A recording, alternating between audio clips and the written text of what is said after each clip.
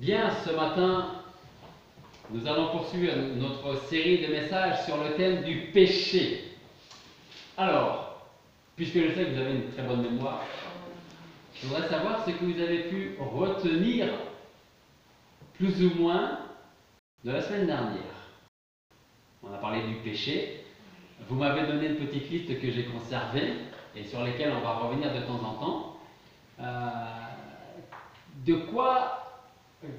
Quelle a été l'introduction la semaine dernière sur le thème du péché?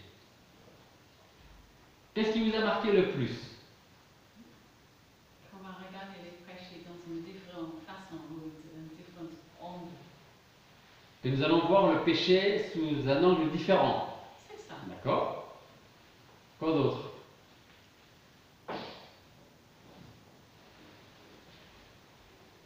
Commettre un péché, c'est commettre tous les péchés et enfreindre toute la loi. D'accord, comme le dit Jacques, si vous respectez la majorité des commandements, mais si vous tombez régulièrement dans un même péché, vous condamnez vous-même et donc vous êtes transgresseur de toute la loi, et non pas d'un seul commandement, mais des 10. Okay? On a expliqué la semaine dernière que il y a des péchés qui sont tellement flagrants, comme le vol délibéré par exemple, qu'on va se dire, moi je ne peux pas faire ça. Et c'est tant mieux. Donc il y a, on avait dit, deux sortes de voir ou de comprendre le péché. C'est-à-dire les péchés vraiment que tout le monde peut voir. Et il y a les péchés qui sont un peu plus subtils et qui se cachent en nous et qui parfois, comme on va le voir, peuvent ne plus nous ennuyer, ne plus nous embêter. Donc, avant de poursuivre notre message, souvenez-vous des paroles de l'apôtre Paul, qu'on a vu la semaine dernière, mais aussi des paroles de John Newton, qui tous les deux, à leur manière, disaient « Je suis un grand pécheur, mais Jésus-Christ est un grand sauveur. » Si c'était vrai pour John Newton et pour l'apôtre Paul, c'est également vrai pour nous, à la condition, bien entendu, qu'on se considère comme un grand pécheur. Et comme on l'a dit la semaine dernière, il n'y a pas de péché plus grave ou moins grave qu'un autre. On avait utilisé cette illustration de dire, à nos yeux, c'est plus grave de tuer une personne que de voler quelques confiseries, quelques bonbons chez le marchand. À nos yeux, humainement parlant, c'est plus grave, le meurtre. Mais comme on l'a également dit, le vol ou le meurtre, aux yeux de Dieu, c'est la même chose. Il n'y a pas de petit péché, il n'y a pas de grand péché. Ce qui peut être vrai, c'est que certains péchés vont engendrer plus de dégâts dans notre vie et autour de nous que d'autres péchés. Là-dessus, on est d'accord, il faut le reconnaître.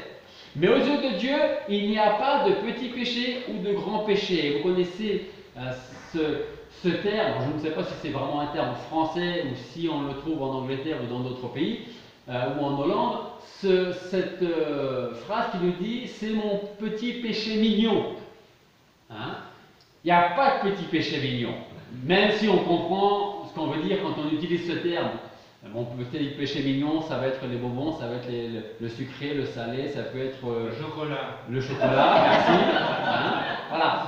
On peut utiliser ce terme de petit péché mignon, mais faisons attention, même si on comprend ce que ça veut dire, parce que à force de l'entendre et de le dire, même si on sait que c'est pas méchamment qu'on le dit, on risque de tomber dans le piège qu'il y a des petits péchés pas très graves et il y a d'autres péchés qui sont beaucoup plus graves. Donc faisons bien attention à cela.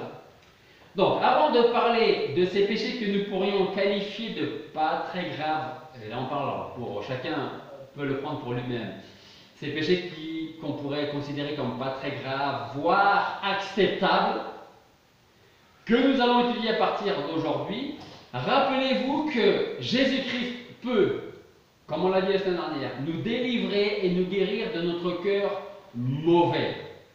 Et vous savez, je suis reconnaissant à Dieu que Benjamin a commencé une étude sur la grâce, sur l'évangile, parce qu'il a utilisé des versets qui vont aller très bien avec le message de ce matin. Comme Jérémie par exemple. Est-ce qu'un léopard peut-il changer les taches qu'il a? Un Éthiopien peut-il changer la couleur de sa peau? Donc vous qui êtes habitués à faire le mal, est-ce que vous pensez pouvoir arrêter comme ça du jour au lendemain? À ne plus faire le mal et à pratiquer que le bien? La réponse bien entendu est malheureusement non. Mais, par la grâce de Dieu, on peut travailler à moins pécher. Et surtout, avoir ces péchés subtils qui sont dans notre vie. Donc, le Seigneur nous dit, comme on l'a vu la semaine dernière, venez à moi, vous tous qui êtes fatigués et chargés, et je vous soulagerai. Chargez-vous de mon joug et apprenez de moi, parce que je suis doux et humble de cœur, et vous trouverez le repos de vos âmes. Car mon joug est aisé et mon fardeau léger. Ça, c'était Matthieu 11, 28. Mais souvenez-vous également de ce passage que très certainement vous connaissez. C'est l'apôtre Paul qui parle aux chrétiens de Colosse. Aux Colossiens, il dit, en Colossiens 3, 5, il dit: faites donc mourir ce qui dans vos membres appartient à ce monde ici-bas. Ça peut être, et je cite Paul, la fornication, l'impureté, les passions, les mauvais désirs et l'avarice qui est une idolâtrie. Donc Paul nous encourage, nous exhorte à faire mourir tout ce qui n'appartient pas à Dieu et qui ne glorifie pas Dieu. Alors, je reviens sur cette idée que on veut chasser de notre vie, même si ce n'est pas toujours facile, les péchés qu'on sait qui sont présents et qui nous font tomber parfois. Il y a certains péchés avec lesquels ou contre lesquels on peut lutter jour après jour. Si ce verset en Colossiens 3,5 nous incite à fuir le péché, et là il donne quelques péchés, il faut bien comprendre que la parole de Dieu nous parle de tous les péchés. Paul n'est pas en train de dire débarrassez-vous de la fornication, l'impureté, les passions, les mauvais désirs et l'avarice, et puis les autres, c'est ce que vous voulez. Paul parle bien entendu de tous les péchés. Que ce soit les plus flagrants et souvent ce que nous avons tendance à voir chez les autres avant de voir chez nous. Ça, c'est aussi la nature humaine qui est comme ça. Alors, si on vous dit oui, mais toi aussi tu es un peu comme ça, on dit oui, même pas complètement ou pas autant. Hein? Ça arrive parfois, c'est vrai ou pas? Et reconnaissons-le. Hein? Donc, on doit lutter contre ces péchés flagrants. Et comme je le disais, on doit aussi lutter, savoir s'ils sont là, et lutter contre les péchés qui sont plus subtils et qui, en y réfléchissant bien, ne sont avec le temps plus aussi gênants qu'ils devraient l'être. Et vous allez comprendre ce que je veux dire par là. Ils ne sont plus tellement gênants au point où on va s'habituer à vivre avec et on ne le verra plus même. Quand vous avez, comment vous dire,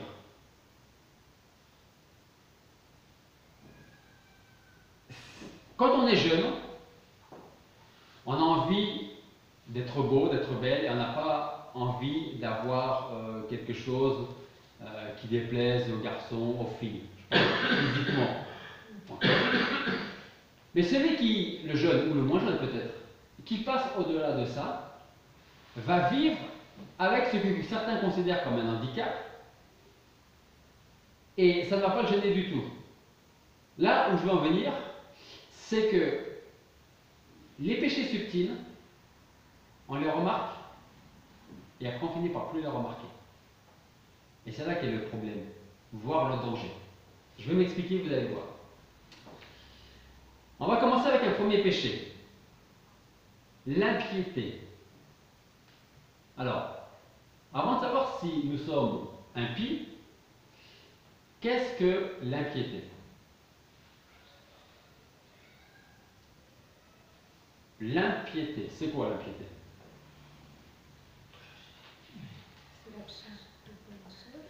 L'absence De bonnes œuvres. de bonnes œuvres. C'est Non. pas la même chose. Enfin, pas indirectement. Mais, vous allez voir par la suite qu'on va se rapprocher là. Ce n'est pas un manque de bonne œuvre, mais ce l'est indirectement. C'est quoi l'impiété? Déjà, si on ne sait pas ce qu'est l'impiété, on ne peut pas savoir si nous sommes impies ou pas. L'impiété. Votre enfant vous dit, bah, j'ai lu un livre et il y avait un mot, j'ai pas compris, impiété. C'est quoi impiété? Alors bon, vous allez chercher sur internet si vous êtes à la maison, ou vous allez prendre un dictionnaire, mais là c'est pas le cas. Donc l'impiété c'est quoi? Faire des choses sans Dieu. Faire des choses sans Dieu. Ce qui va nous conduire à l'absence de bonne œuvre. L'impiété, c'est un manque de considération, c'est la définition du dictionnaire, hein. C'est un manque de considération pour les obligations dues au culte, et donc à tout ce qui touche Dieu. Vous allez comprendre ce que c'est que l'impiété. Avant de comprendre ce que c'est l'impiété, et si nous le sommes, posons-nous la question de savoir, est-ce que nous pouvons être chrétiens et impies en même temps? À votre avis? Oui ou non? Vous ne savez pas, ou peut-être? Pouvons-nous être chrétiens et en même temps être impies? De temps en temps, je pense que oui. Dans temps en temps? Non. Pour moi, Non. C'est intéressant ça. Hein? Je vais dire pourquoi c'est intéressant, parce que vous allez voir comment le péché est subtil.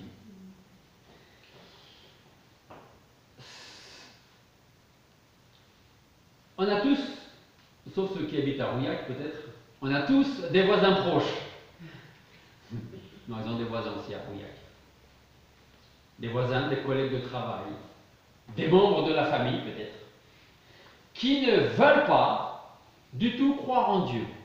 Ok? On connaît tous des gens qui ne croient pas en Dieu et qui, de ce fait, directement ou indirectement, rejettent tout ce qui est Dieu, Église, Bible, foi, religion. Donc, une personne comme ça est de toute évidence une personne impie, dans le sens où il rejette tout ce qui touche de près ou de loin à Dieu. C'est ça l'impiété. Est-ce que vous me suivez jusqu'à présent? Ok? Donc je reviens à ma première question, ma question précédente. Est-ce qu'on peut être chrétien et impie en même temps?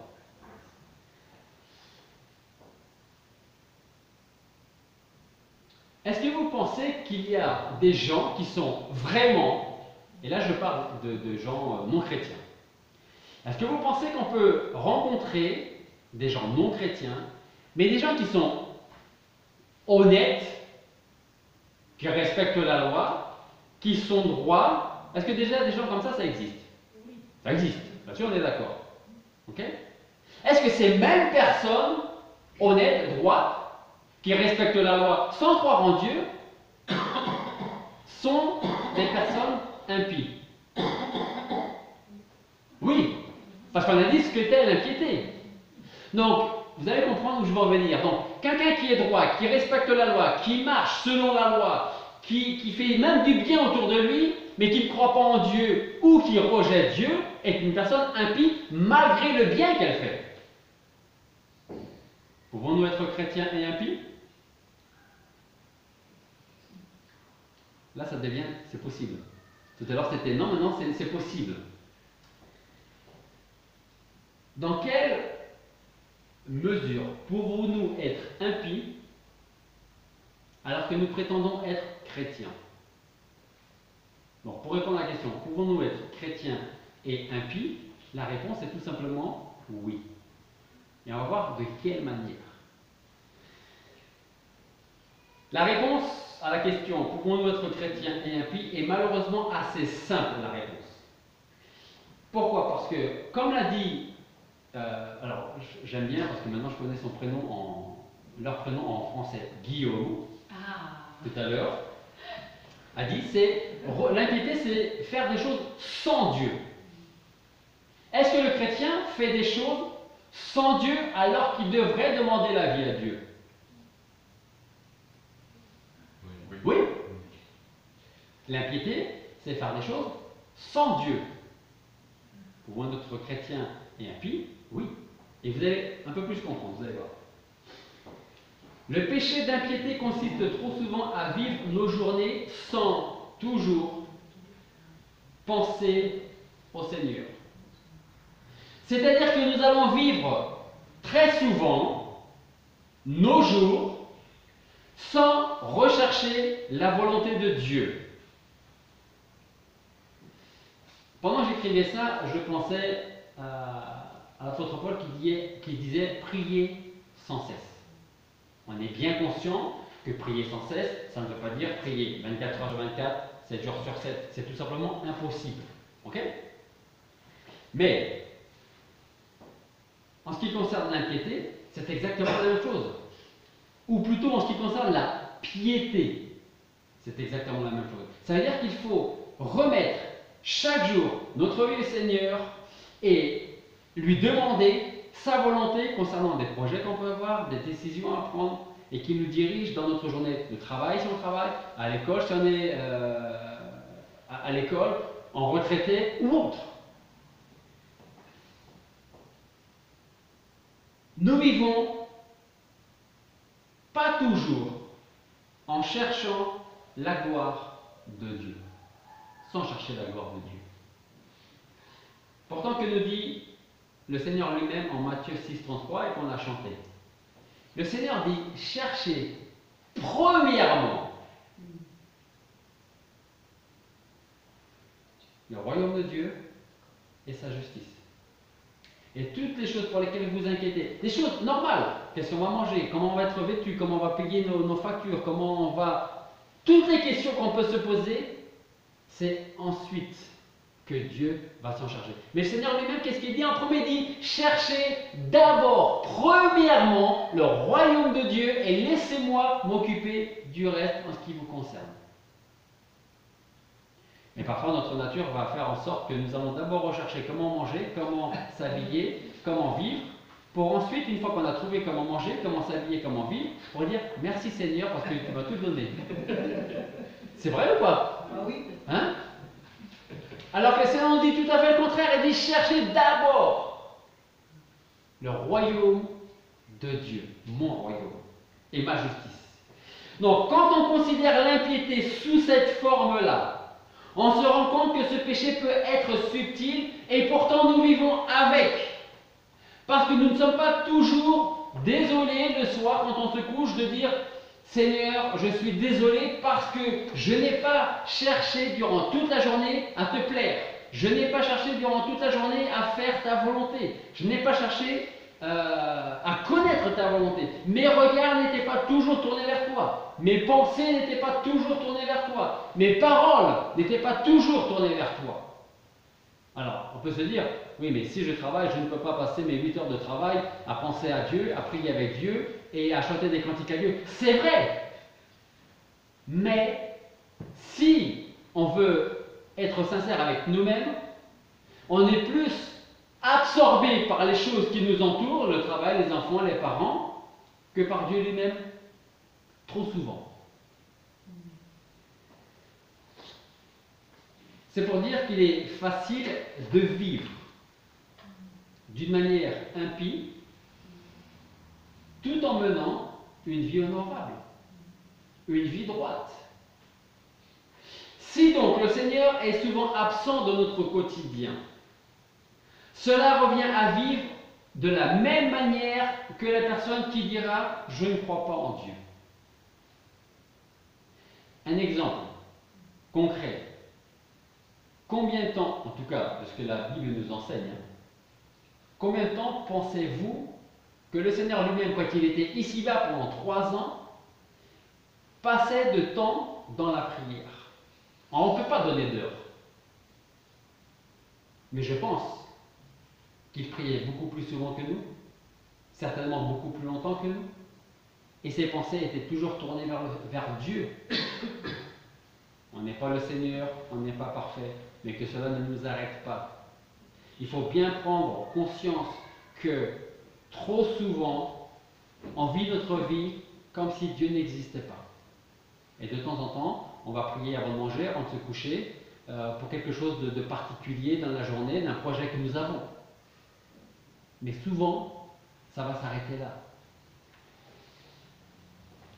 On peut donc être gentil, aider son prochain. On peut venir au culte dimanche après dimanche et vivre le reste de la semaine comme si Dieu n'existait pas ou presque pas. Est-ce que ce n'est pas d'ailleurs ce que Jacques nous dit? Si vous voulez, regardez Jacques chapitre 4, versets 13 à 17. Vous allez voir. Jacques chapitre 4, versets 13 à 17. Je vais attendre que chacun ait trouvé ce passage pour commencer à le lire.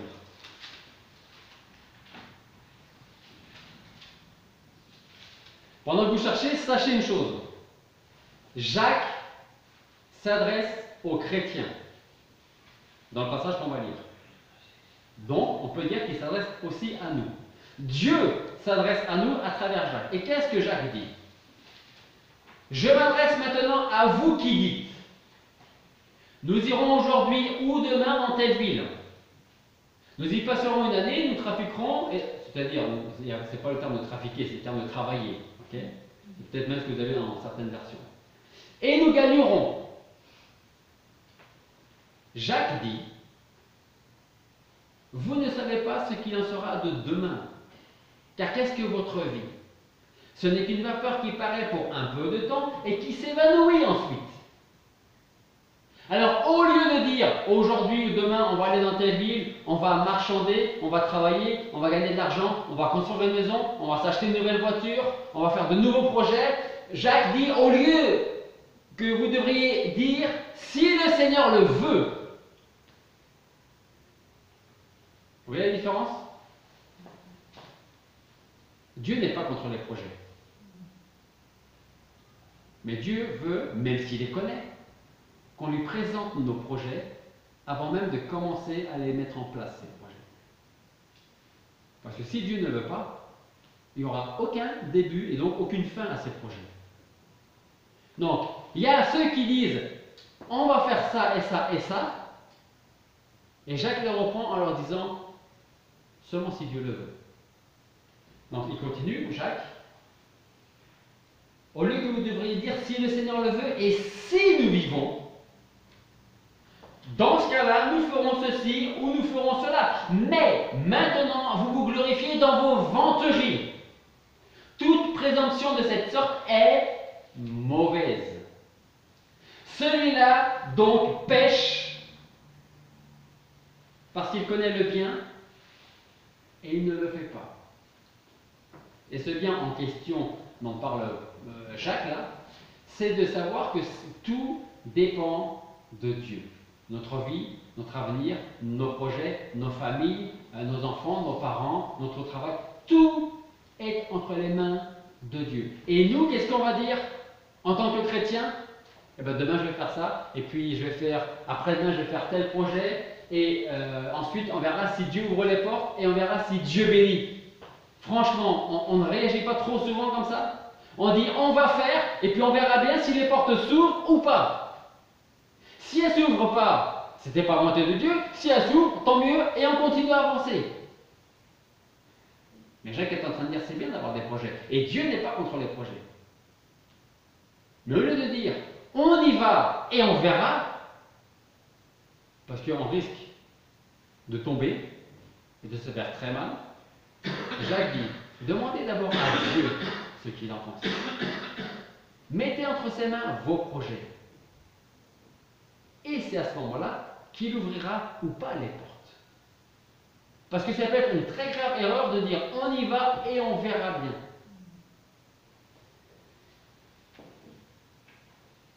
Il n'y a rien de mauvais à avoir des projets, c'est même une bonne chose, mais ils doivent être remis entre les mains de Dieu afin qu'il les bénisse. Il en est de même dans notre vie tout entière. Considérez donc pourquoi et comment ce péché d'impiété peut être subtil. Il est subtil parce que nous ne cherchons pas toujours à connaître la volonté de Dieu avant de commencer quelque chose. On y va et après on verra. Donc, on ne recherche pas toujours ou au bon moment à connaître la volonté de Dieu, ce qu'il désire pour nous.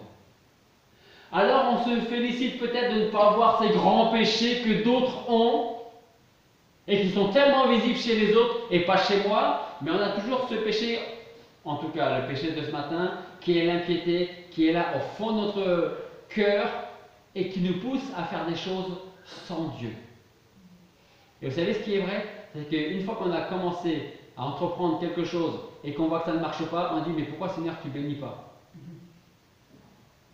Et je suis sûr que combien de fois le Seigneur d'une manière ou d'une autre nous a dit tu avais qu'à me demander avant mon avis. Et je t'aurais dit si c'était bien ou pas. Notre problème c'est on y va, on essaye, on verra bien. Ça c'est le monde qui pense comme ça. C'est le monde qui agit comme ça. On a lu ce matin dans la parole de Dieu, ne pas s'inquiéter pour le lendemain chaque jour. À chaque jour suffit sa peine.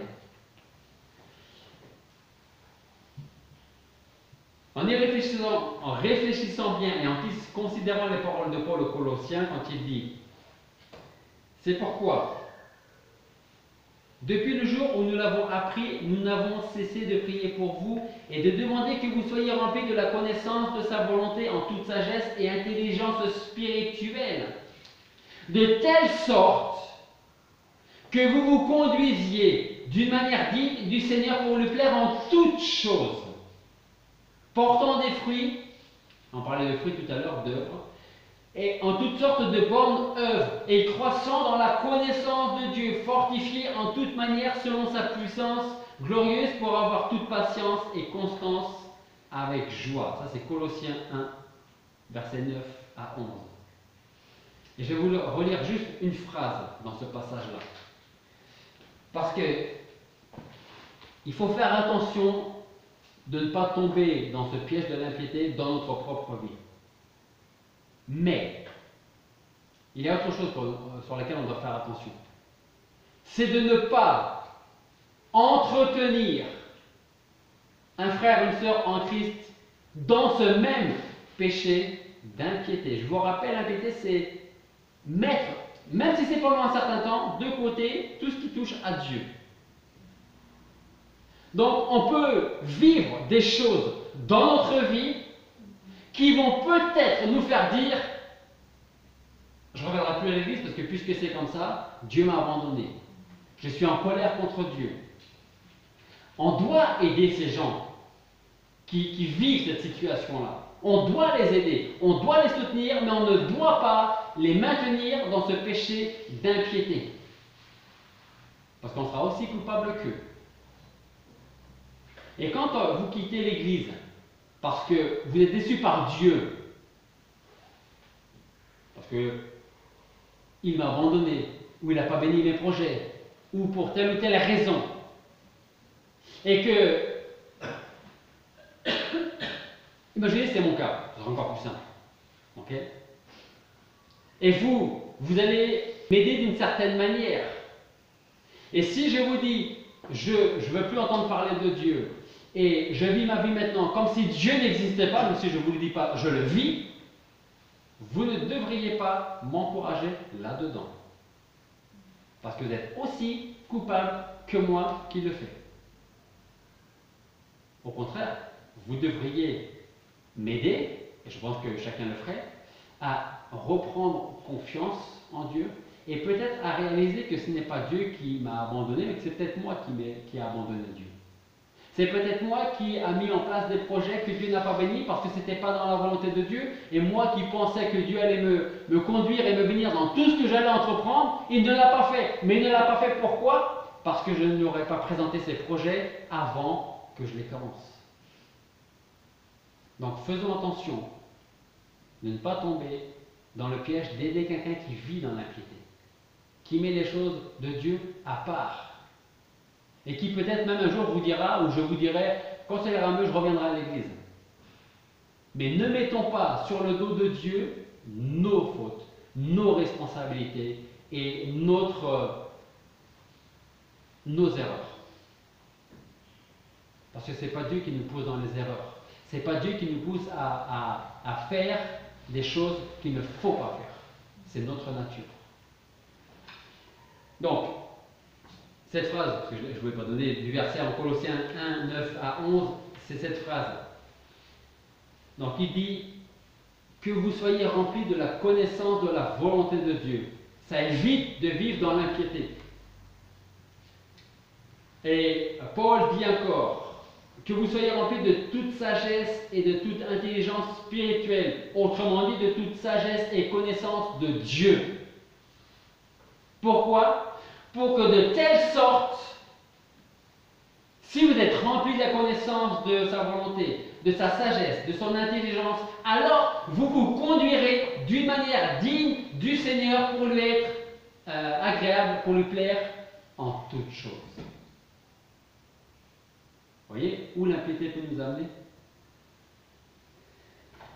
Nous pouvons être bien loin de ce que Dieu attend de nous. Paul désirait que les chrétiens à qui il écrivait soient remplis de la connaissance de la volonté de Dieu. Ce que Paul désirait aussi, c'est que les Colossiens vivent d'une manière digne du Seigneur, digne dans leurs actes, digne dans leurs pensées, digne dans leur regard, digne dans leur langage, leur manière de parler. Un autre exemple. Lorsque nous prions, est-ce que nos prières cherchent avant tout la gloire de Dieu, ou est-ce que nos prières ressemblent parfois trop souvent à une liste de requêtes qu'on pourrait presque citer par cœur parce que c'est toujours les mêmes qu'on demande? Quand on commence à prier pour connaître la volonté de Dieu, pour dire tout simplement merci, commençons par les remerciements pour ce qu'il est, ce qu'il a fait et qui nous sommes. Avons-nous soif de la présence de Dieu à chaque instant de notre vie? À l'exemple de ce que nous pouvons lire dans le psaume 42, versets 2 et 3, qui nous dit: comme un cerf brame après les eaux courantes, aussi mon âme soupire après toi, ô Dieu. Mon âme a soif de Dieu, du Dieu vivant. Quand entrerai-je et me présenterai-je devant la face de Dieu? Est-ce que tous les matins, quand on se lève, on a soif de la présence de Dieu? Est-ce que durant notre journée, on a soif de la présence de Dieu? Est-ce que quand on rentre du travail, de notre journée, quand on se couche, est-ce qu'on est désaltéré de la présence de Dieu? Ça, c'est le psaume qu'on vient de lire, c'est le psaume 42. Il y a un autre psaume, c'est le psaume 27, verset 4. Et écoutez bien quel était le désir de David. Psaume 27, verset 4. Le désir de David était celui-ci. J'ai demandé une seule chose, dit David, et je la rechercherai. Ça, c'est aussi très important parce qu'on demande à Dieu et on attend. Alors, on peut considérer ça comme un acte de foi, on est d'accord? Mais David dit, j'ai demandé une chose à Dieu et je vais la rechercher, cette chose. C'est d'habiter dans la maison de l'Éternel tous les jours de ma vie, pour contempler la beauté de l'Éternel et pour visiter son palais. Il faudrait que quand on se lève le matin, nous ayons ce même désir. Demander et rechercher une seule chose, d'être en la présence de Dieu. Ne tombons pas donc dans le piège qui consisterait à vivre une vie droite. Ce qui est une bonne chose, et il faut vivre une vie droite.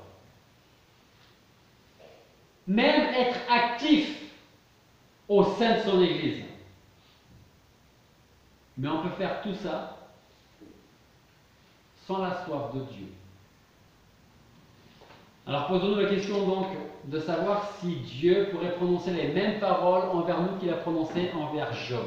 Qu'est-ce que Dieu a dit quand il s'adressait à ses anges et même à Satan dans Job chapitre 1? Qu'est-ce que Dieu disait de Job? Il a dit beaucoup de choses. Mais une chose qu'on aimerait tous entendre pour chacun d'entre nous. Il a dit: as-tu remarqué mon serviteur Job?